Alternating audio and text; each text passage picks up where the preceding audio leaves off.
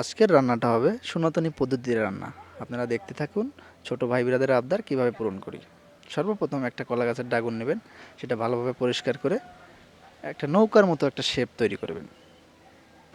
শেপটা করার সময় অনেক সুন্দর করে করবেন যাতে কোনো ফাটল না থাকে, তাহলে কিন্তু তেলটা কিংবা আগুনটা ভালো জ্বলবে না। তো দেখুন, আমার ছোটো বোনরা আমাকে কাজে হেল্প করতেছে, তারা সবটা এনে দিচ্ছে। কড়াইটা নিয়ে এলো এবং বিভিন্ন রকমের মশলা নিয়ে এলো।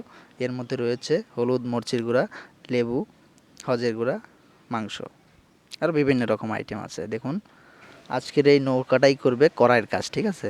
আপনারা দেখছেন আমি এই রান্নাটা চায়না থেকে শিখে এসেছি এবং আমার ছোট ভাই ব্রাদার হেল্প করতেছে। দেখুন কিভাবে রান্নাটা হয়।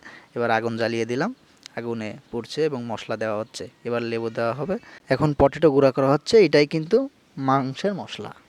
এবং বেসন দ্বারা, পটেটো দ্বারা ভাজা হচ্ছে।